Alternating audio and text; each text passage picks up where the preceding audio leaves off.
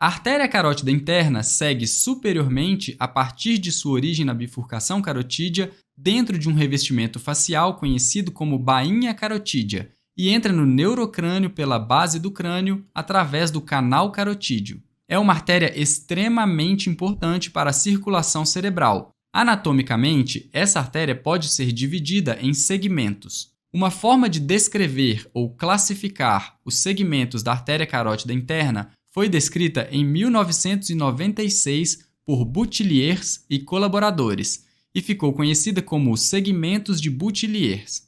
Basicamente, essa classificação divide a artéria carótida interna em 7 segmentos baseados na posição de cada parte da artéria.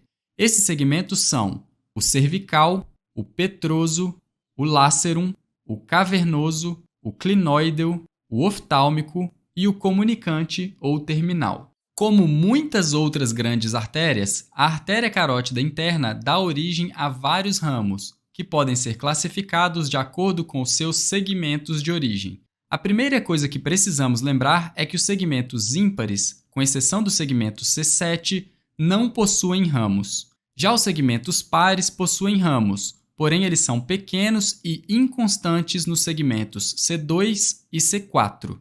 O principal vaso que você precisa conhecer desses segmentos é o tronco meningo-hipofisário, que você pode ver destacado aqui, se originando do segmento C4.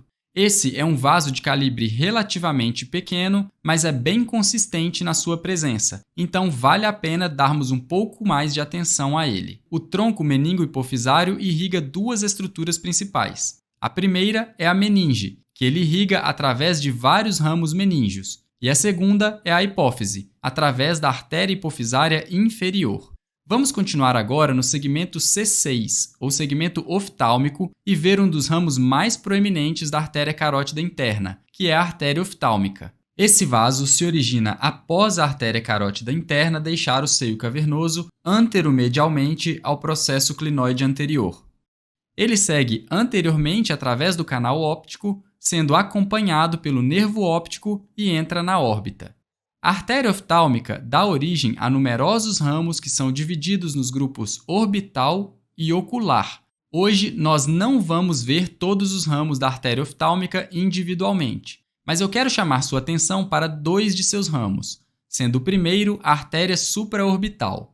Após a sua origem, a artéria supraorbital passa anteriormente ao longo da borda medial dos músculos reto superior e levantador da pálpebra superior.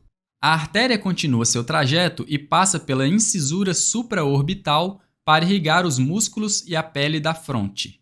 O outro ramo da artéria oftálmica que nós vamos ver rapidamente é a artéria supratroclear.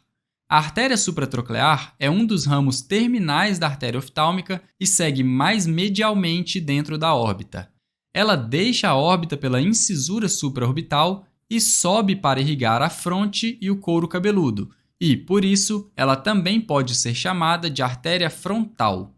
Agora vamos voltar para a artéria carótida interna e ver outro ramo do segmento C6, a artéria hipofisária superior. Esse pequeno vaso se origina da porção medial posterior da artéria carótida interna e dá origem a vários pequenos ramos para o nervo óptico e o quiasma, bem como para a hipófise, daí seu nome. Seguindo para o último segmento da artéria carótida interna, o C7, o próximo vaso que nós vamos ver é a artéria comunicante posterior. Esse vaso forma uma anastomose entre a artéria carótida interna e a artéria cerebral posterior ipsilateral, completando o que é conhecido como círculo ou polígono de Willis. A próxima é a artéria coroideia anterior.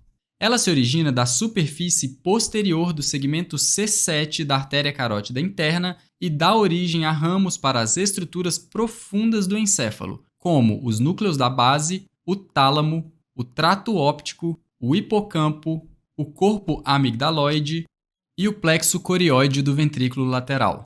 Estamos quase acabando com a artéria carótida interna. E agora nós vamos ver o primeiro dos seus 2 ramos terminais, a artéria cerebral anterior.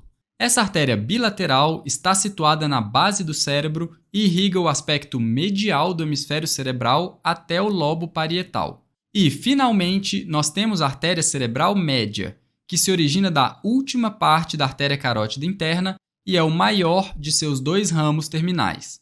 Olhando para a base do crânio, nós podemos ver a artéria cerebral média seguindo pelo sulco lateral, onde dá origem a numerosos ramos que irrigam a maior parte da superfície lateral do hemisfério cerebral, bem como parte da cápsula interna e dos núcleos da base. Se você achou este breve vídeo de anatomia ou fisiologia útil, você irá gostar ainda mais das nossas videoaulas. Clique no botão e você irá entender o que eu quero dizer. Nós temos centenas de vídeos disponíveis para nossos membros Premium, sem falar nos testes divertidos, artigos completos e nosso Atlas, que irão consolidar seus conhecimentos. Clique no botão no meio da tela para assistir o vídeo completo e dominar a anatomia e a fisiologia.